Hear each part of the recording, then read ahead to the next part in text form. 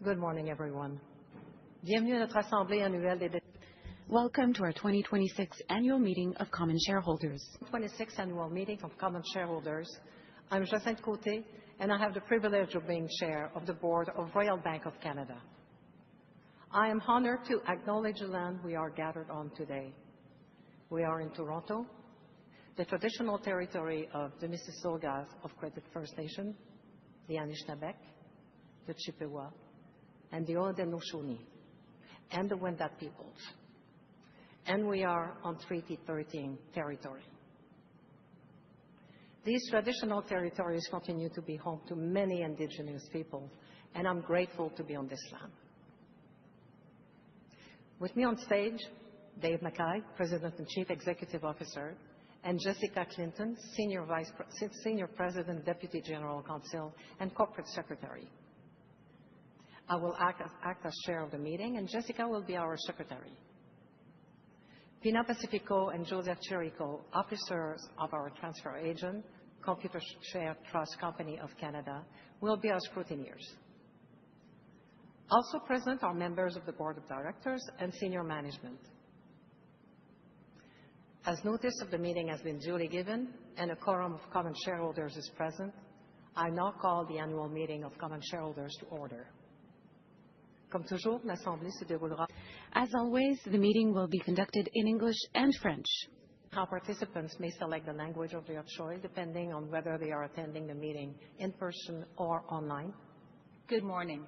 If you're attending the meeting in person and would like a translation headset, please raise your hand and someone will assist you.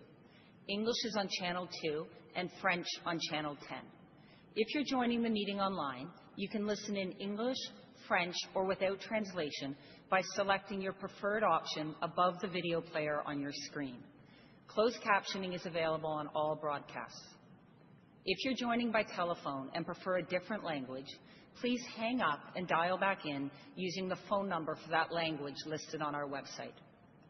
I will now ask participants to please take a moment to review the caution regarding forward-looking statements provided on the screens in the room and online. Thank you, Jessica. Now, could you please explain how to ask questions during the meeting?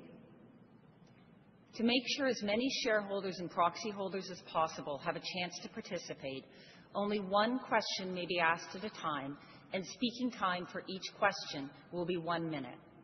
Shareholders and proxy holders may ask questions in either English or French. For those joining us in person, please use the handheld Lumi connector device provided to you at the registration desk to join the queue. Please raise your hand when you are called upon. For those joining us online, please submit your question through the Lumi platform. Please refer to the rules of conduct and user guide for more information on how to participate and submit questions. Questions related to specific items of business will be addressed in accordance with the meeting agenda. As a reminder, at our information desk outside the meeting room, or contact the secretary using the contact details on the back cover of our 2026 proxy circular. Thank you, Jessica. As always, we welcome constructive conversation with shareholders and proxy holders. Today, we will consider the matters of business set out into our 2026 proxy circular, including the election of directors and the appointment of our auditor. Common shareholders will be asked to approve a non-binding advisory resolution on our approach to executive compensation, and we will then consider the shareholder proposals. We will now proceed with the first item of business, which is the reception of the bank's financial statements for fiscal 2024 and 2025. I invite shareholders and proxy holders who would like to ask questions on this topic to queue in or submit your question online. At this time, I would like to introduce Luna Matis, Ryan Leopold, and Elena Tennyson, the representatives of PwC, our auditor for the 2025 fiscal year. As indicated in our proxy circular, copies of the auditor's report and the financial statement are included in our 2025 annual report, which can be found on SEDAR+ and EDGAR, as well on the websites of RBC and Computershare. Jessica, are there any questions or comments on the bank financial statements? There are no questions on this item. So you have received a notice of meeting, which outlines the matters to be considered today. The notice of meeting is also included in our proxy circular. I'll now ask Jessica to review the voting procedures.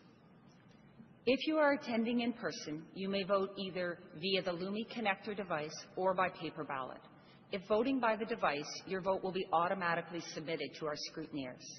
If you have opted to vote by paper ballot, please print your name clearly and sign your ballot. If you're attending online, you may vote via the Lumi platform. All meeting resolutions are on display.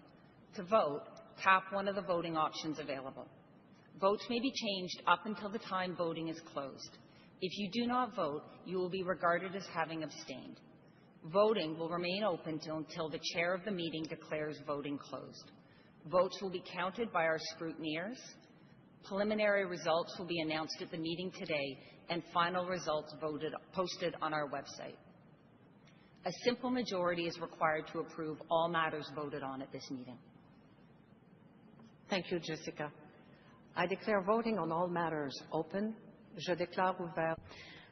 Thank you, Jessica. I declare voting on all matters open. Proceed with the next item of business, which is the election of directors. If you would like to ask a question on this topic, please queue in or submit your question online. This year, the number of directors nominees has been set by the board at 13. Biographies of each of the nominees begins on page 14 of the proxy circular.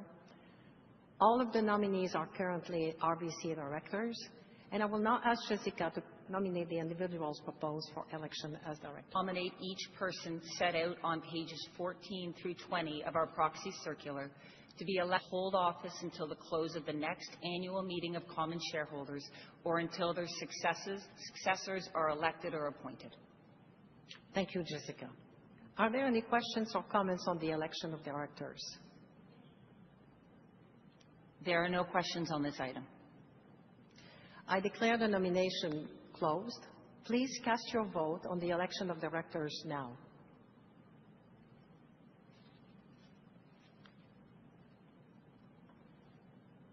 The next item of business is the appointment of our auditor. I move that PricewaterhouseCoopers be appointed the auditor of the bank until the close of the next annual meeting of common shareholders. Thank you. The motion has been moved. Jessica, are there any questions or comments on the appointment of our auditor? There are no questions on this item. The auditor now.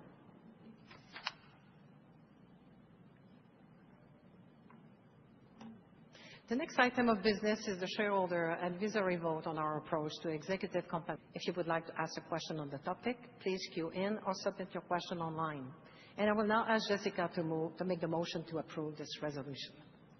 I move on an advisory basis and not to diminish the role and responsibilities of the Board of Directors that the shareholders accept the approach to executive compensation disclosed in the proxy circular.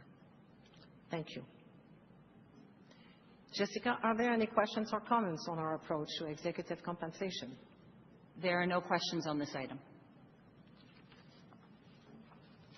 So please cast your vote on our approach to executive compensation now.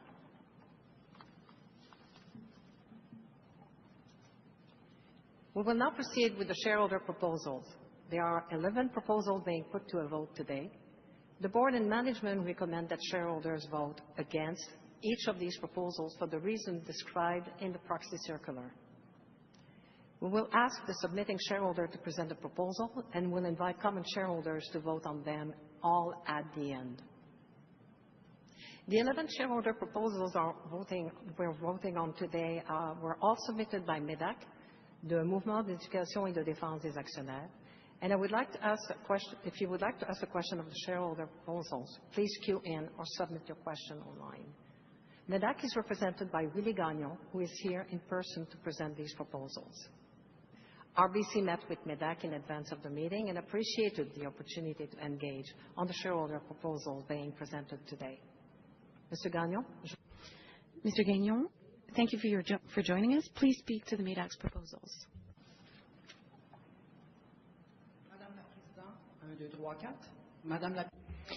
Chair, good morning. My name is Willie Gagnon. I'm here on behalf of MEDAC, as every year, the Mouvement d'éducation et de défense des actionnaires that's been existing for over 30 years. I was told that I had 10 minutes for my intervention. I see that there's just about under 8 minutes. But it is true that we have sent you a lot of proposals this year. Normally, we would have sent about 5 proposals, and the other 6 former proposals that have been sent in previous years have been added. I am not going to go on the reasons why we decided to submit these proposals, but the results on those proposals justify our submitting them again. So as far as the new proposals this year are concerned, there is one about strengthening shareholder participation in annual general meetings because there was a default in quorum for a listed company last year. So we also asked questions about the participation of shareholders in AGMs. We would have liked not to demand a vote on this proposal if you had agreed to publish a table, a small table where we could see whether the participation rate was going down or up, and what was the participation rate of individual investors and institutional investors. According to your response, you say that the participation rate is being maintained, so you could actually tell us this data. It would have been good for you to give us a table on this. The data is available, and there's a table accompanying our proposal that is the same as the one that we would have wanted from you. So that's unfortunate. Proposal number 2, youth inclusion in bodies of the bank. We would have been open to the possibility of not demanding a vote on this proposal if you had demonstrated that the millions of dollars that you're spending on youth issues in civil society, if you spent on programs to train youth to take part in board meetings. There are similar initiatives for at the company administrators college or company directors college. You decided not to do the same, so this is our proposal. Proposal number 3, a responsible performance-based compensation policy. We asked that the bank adopt a more responsible compensation policy based on the bank's overall performance. I'm not going to go into details. Your answer is no. Proposal number 4, strategic diversification of skills within the board of directors. We wanted the board of directors to adopt a new skill diversification policy to meet current and future challenges. We wanted to know what were the policies in place in order to renew the criteria of the skills matrix of the board of directors. You told us it was an annual exercise, but we would have liked to know if something can be done, that we are in a specific and particular context at the moment, and we think that it would be important to repeat the exercise. But we didn't agree on this. Proposal number 5, formal recognition of the systemic role of the board of directors. It is proposed that the board of directors form a standing advisory committee on the systemic impact of the bank's decisions. The bank tells us that it's already doing it, that it doesn't need an advisory committee that we call on external experts. I'm not going to go into details about the motivations. I have other proposals. Proposal number 6, that are formal proposals, fighting against forced labor and child labor. It got 25% of the vote last year. And then proposal on regulating AI, we would not have submitted a proposal if you'd agreed on an initiative on civil society. We got 14% last year. Next proposal, public disclosure of non-confidential information, country-by-country reporting. We got 10% last year. And then advisory vote on environmental policies. We got almost 17% last year. A proposal on circular economy that we've submitted for several years. and we got about 10% last year.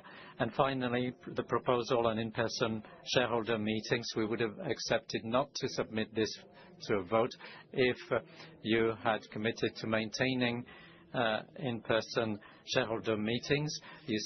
Of course, it is provided for in the law, but we would have wanted a commitment from you, despite the 48% that this proposal got. It would have been easy to tell us, for example, today, that you would maintain in-person meetings. This would be a victory for us this year. Anyway, so we have the proposal. They're all submitted to a vote. I have to say the discussions with the bank are more and more difficult. I've been doing this for about 20 years, and this is the most difficult year that we've had with the bank. I don't understand why. I'm trying to understand why. I've been talking to people about it, to my interlocutors this morning. I would like to go back to previous practices. I do not know what the reasons are that make it more difficult to speak with you, but we're pleased with the quality of the responses you provided. But we did not agree on any question, whether minor or major. And actually, the 6 former proposals that we're submitting again this year are almost all proposals on which we agreed with every other bank. You're the only one that's receiving these proposals. And I have to say that this year I'm the only one to make proposals. The MEDAC is the only shareholder to make proposals. So what is happening?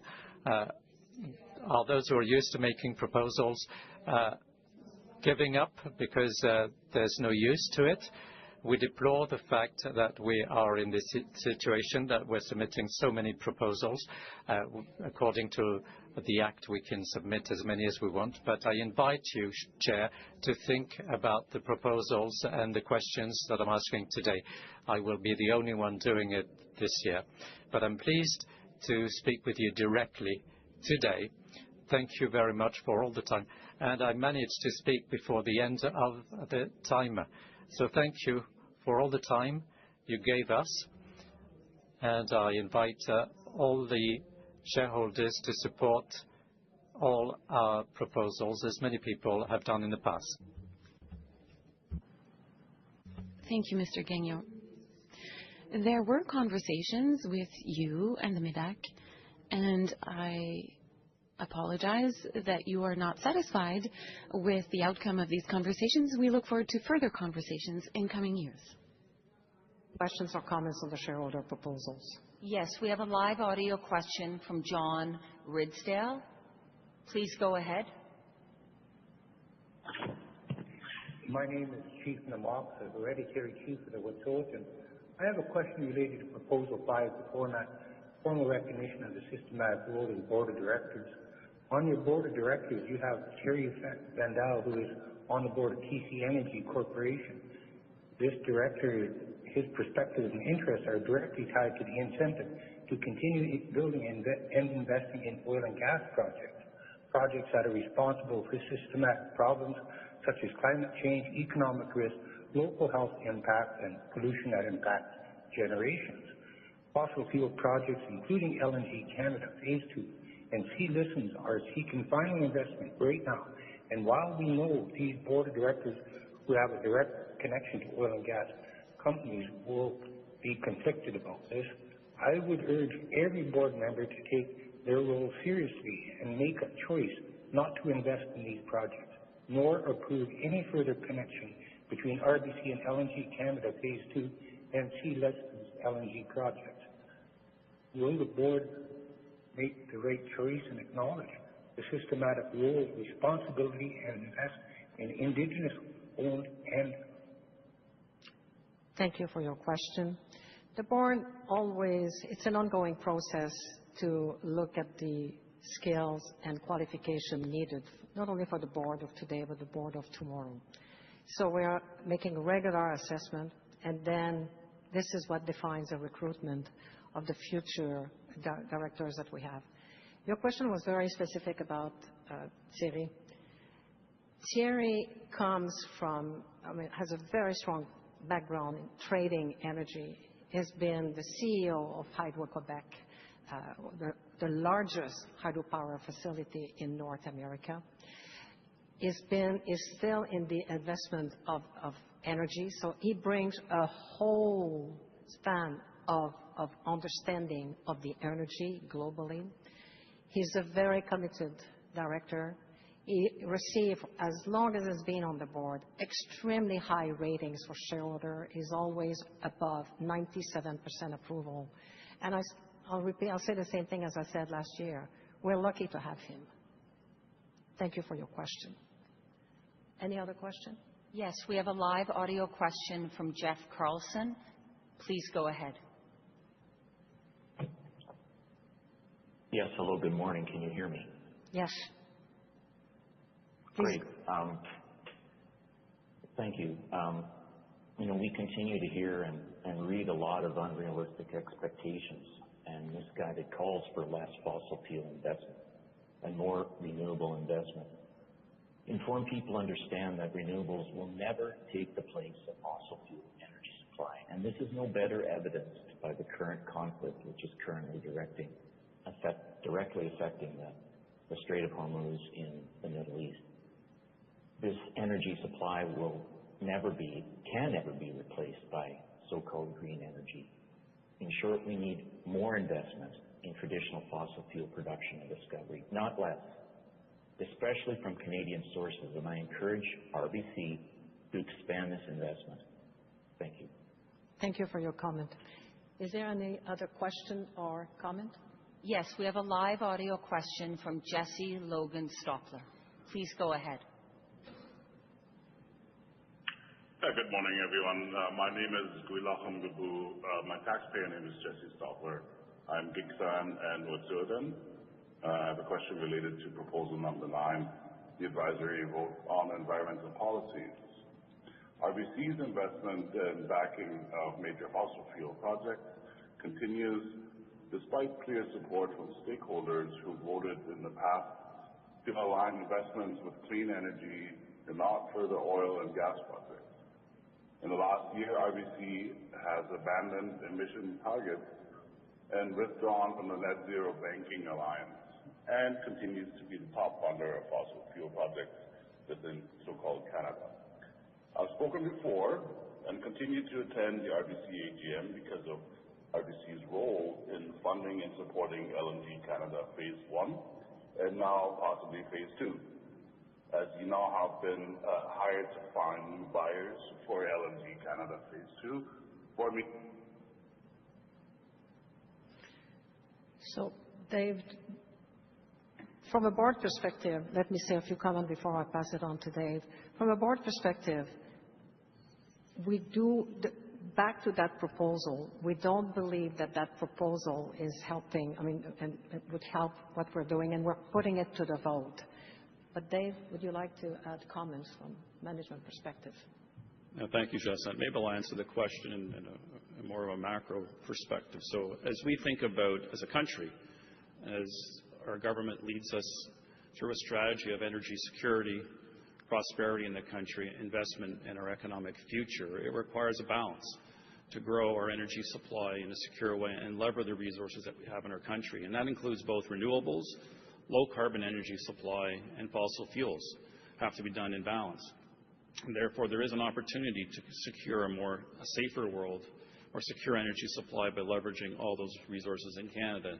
And that is being led by our government. And therefore, as Canada's largest bank, we will support that government initiative to diversify our sources of energy, but to continue to invest in those energy sources that meet global demand, are economic, or have Indigenous participation, and we go through the formal legal approvals and FPIC approvals. So I think it's a balance that we have to approach. I don't think it's one or the other. We need all sources of energy as we look to a digital future. We electrify our economy. The demands on energy can be very inflationary, and it's incumbent on us to protect our economy by looking at all sources. Thank you, Dave. Thank you for your question. To keep us on track, I'll take one final question on the shareholder proposals before we proceed with the vote. Is there any? Yes, we have a live audio question from Richard Brooks. Mr. Brooks, go ahead. Thank you. My name is Richard Brooks. I'm the Climate Finance Director at Stand Earth, and I'm here as a shareholder.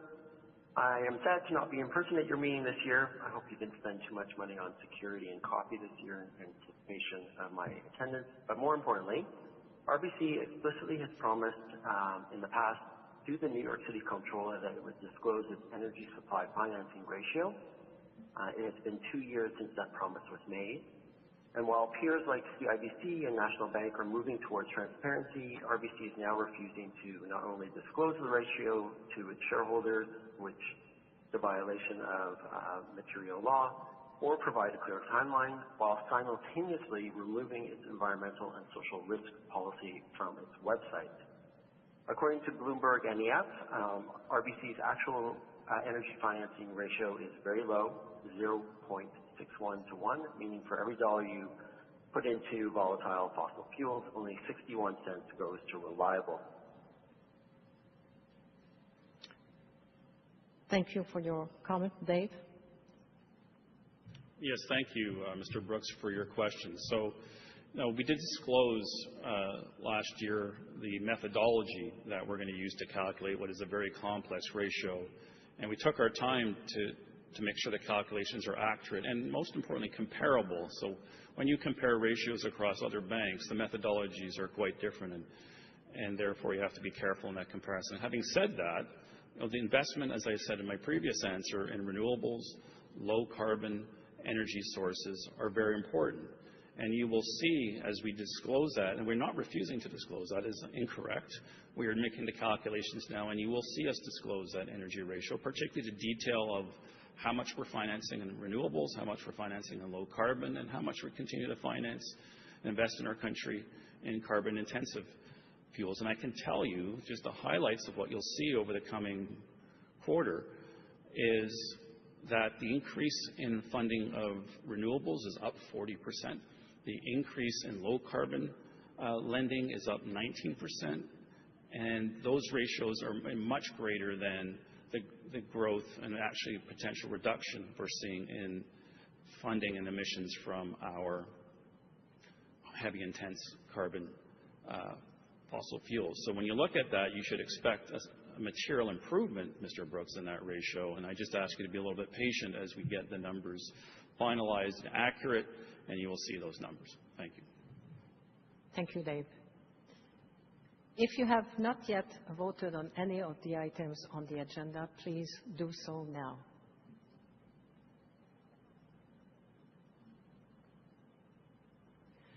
I will now ask the scrutineers to collect any paper ballots. Please raise your hand so that the scrutineers can identify you.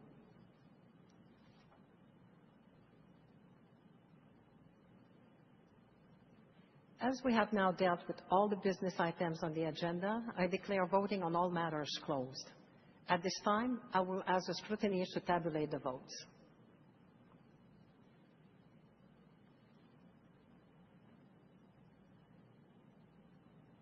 I will now ask Jessica to speak to the preliminary voting results. The scrutineers have reported that 52.86% of eligible shares have been voted at this meeting. According to the scrutineers' report, I am pleased to report that all board-recommended matters of business have been approved and all shareholder proposals have been defeated. Final results will be posted on the bank's website and SEDAR+. Thank you, Jessica. There being no further business, I hereby declare the annual meeting of common shareholders terminated. There being no further business, I hereby declare the annual meeting of common shareholders terminated. It's now my pleasure to welcome RBC's President and Chief Executive Officer, Dave McKay, to the stage.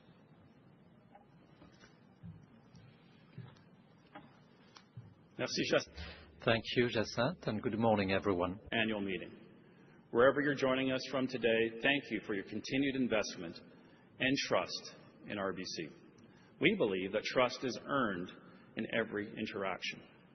This belief has made us what we are today, a partner to more than 19 million clients, an anchor of stability in thousands of communities, and one of the world's most successful financial institutions. I am exceptionally proud of our RBC achievements in 2025. from our strong financial results to the way our employees show up for our clients and communities each and every day. After completing the biggest acquisition in our history, we launched a bold global growth strategy at our 2025 Investor Day that raises the bar for what clients can expect from us. Our momentum is built on a strong strategic foundation that sets us apart. Our business model gives us earnings and risk diversification through economic cycles. We have world-class client franchises with scale in the markets we compete in and best-in-class value propositions for our clients. We have financial strength that comes from a robust balance sheet, strong liquidity and deep funding capacity to fund future growth. Then there's our data scale, which powers nearly everything we do, including how we're using artificial intelligence to deliver more value to clients. This data advantage is amplified by our operating and technology scale. We invest over $5 billion in technology annually, which allows us to build the bank of tomorrow while navigating changes today. And finally, there's our brand scale. We're Canada's most valuable brand and one of the top brands globally. This reputation helps us attract and retain clients and makes us a destination for top talent. Of course, strategy just sets the direction. It's execution that drives performance. In 2025, our relentless client focus translated into exceptional results. We generated $20.4 billion in earnings with a return on equity of 16.3%, while returning over $11 billion to shareholders through common dividends and share buybacks. Building on this success, we earned $5.8 billion in the first quarter of 2026, up 13% year-over-year. This was underpinned by an ROE of 17.6% and a robust 13.7% CET1 ratio, putting us on a track to hit the capital efficiency targets we set last year. As you may recall, we increased our through-the-cycle ROE objective in 2025 to 17% plus, driven by improved cost efficiencies and revenue productivity. This discipline is at the heart of our investor thesis, and it will continue to guide how we build the bank in the years ahead. Our strong performance reflects how we bring the best of RBC to everything we do. In Canada, we're the leading bank with the #1 market share in all key personal and business banking product categories. Our personal banking and commercial banking businesses are driving deposit growth by delivering more value to clients, deepening existing relationships, and attracting new ones. That's the reason why we've ranked highest in customer satisfaction among the Big 5 banks by J.D. Power for the 5th time in 6 years. Across our wealth management businesses, we've grown assets under administration to record levels. The quality of our advice and the breadth of our investment and wealth planning solutions. Meanwhile, in our capital markets businesses, we're driving strong revenue growth across both global markets and investment banking. We're capitalizing on strong client flow as clients increasingly turn to us to navigate market volatility, manage risk, and capture opportunities. We're also deepening those client relationships through new capabilities such as RBC Clear, our U.S. transaction banking platform. We've onboarded over 180 clients at $23 billion in deposits since we launched in 2024 and are well on our way to reaching our $50 billion medium-term target. In short, we're delivering results by staying ahead of what clients need and bringing them unparalleled advice and value they can rely on. Now let me take a moment here to reflect on our home market. The drive to compete that has helped build RBC into a global leader, competing against the best, maintaining a relentless focus on creating value, and investing for the long term, is what Canada needs as a nation right now. The country is at a once-in-a-generation moment. And global investors are signaling that they see Canada as a stable, reliable partner in a volatile world. Foreign direct investment is flowing into the country at levels we haven't seen in nearly 2 decades. And major projects are emerging in the energy, critical minerals, and defense sectors. I believe Canada can become the world's premier destination for long-term investment, but only if it moves with purpose, urgency, and speed in a race for capital that's never been more intense. Across the globe, countries are building competitive advantages and diversifying their economies by making investments in infrastructure, streamlining regulations, and finding new ways to attract capital. But what has made us successful in the past won't necessarily lead to future success. In a world defined by competition, Canada can't rely on past advantages or legacy strengths alone. To succeed, the country must make deliberate long-term choices and investments. Canada has the resources, the people, and the potential to lead in this new era. So let's talk about what it might actually take to do all of that. New RBC research will show that Canada needs $1.8 trillion in capital investment over the next decade to meet its economic potential and finance the country's major projects. The vast majority of this capital must come from the private sector. Government simply cannot and should not fund it alone. As Canada's largest bank, based on market capitalization, RBC is financing and investing in the industries that will shape a more resilient Canadian economy. And we're planning to bring more of our lending, underwriting, and advisory services to help close Canada's funding gap and support the major projects that will build this country's future. But that future is only possible if Canadian innovators and their ideas stay in Canada. And I hear from Canadian entrepreneurs who feel they need foreign capital to build at home. And too often that means leaving their home market. It's time to shift that narrative.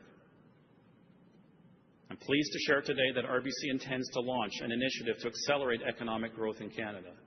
As part of this, we plan to form and invest in a growth fund and also continue to make direct equity investments in Canadian companies. Our ambition is to deploy up to $1 billion over the coming years to help companies build and scale in Canada.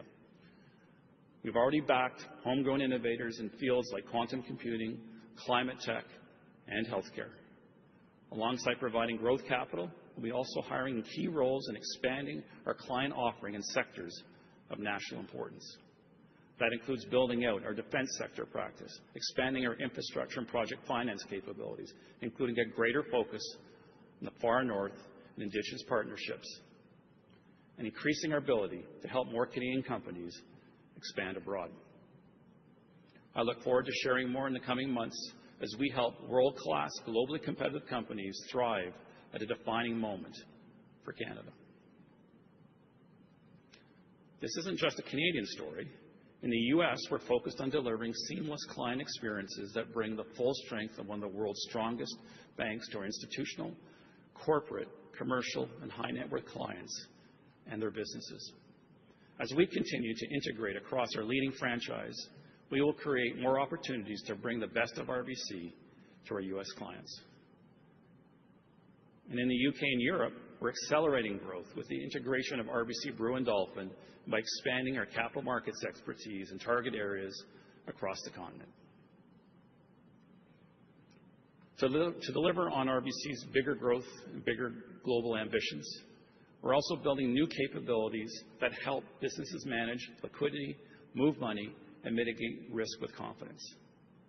Transaction banking is a U.S. $314 billion global market being reshaped right now by shifting trade flows and digital disruption.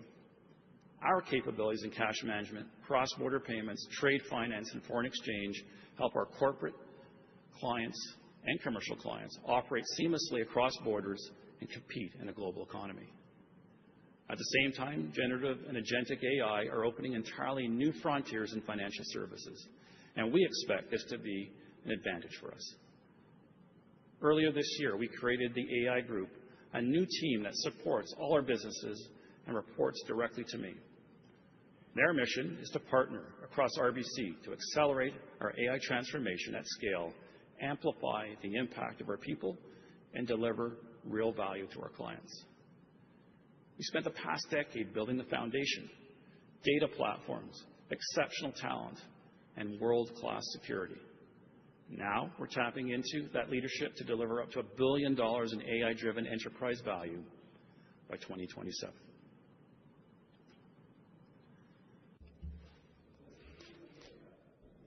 What grounds our strategy is our communities.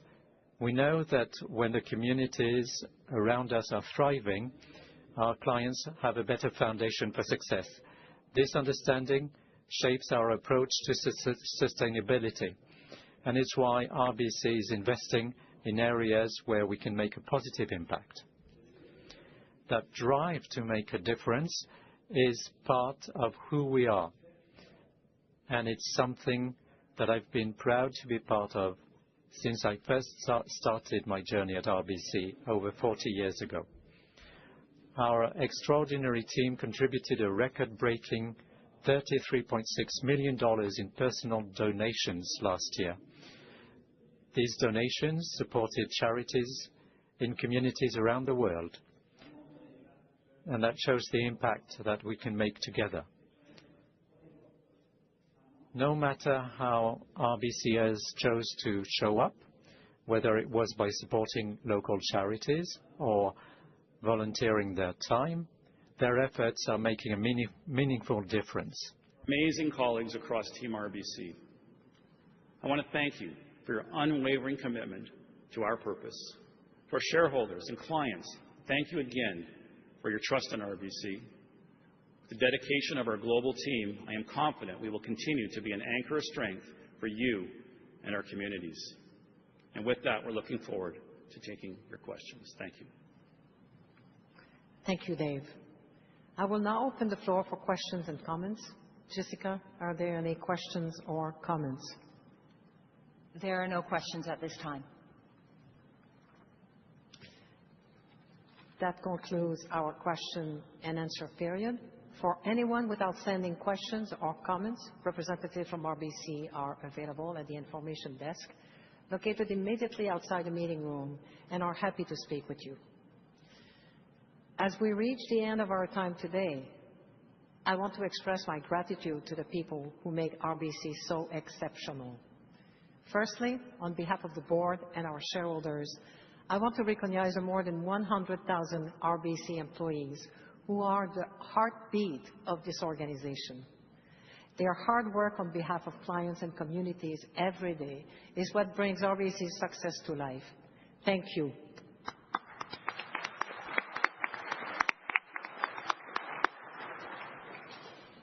We're living through one of the most pivotal and transformative moments of our generation, and I'm grateful for the privilege to work alongside my fellow directors in this moment. Finally, I want to thank Dave and his team. Dave's steady and purpose-driven leadership has been transformational to RBC, and it's why the board is more confident than ever in RBC's future and in its ability to uphold the trusted reputation clients and communities count on. To our shareholders, thank you all for being here with us today. We appreciate your engagement. Ladies and gentlemen, that completes our meeting. Je déclare maintenant I hereby declare the annual meeting terminated.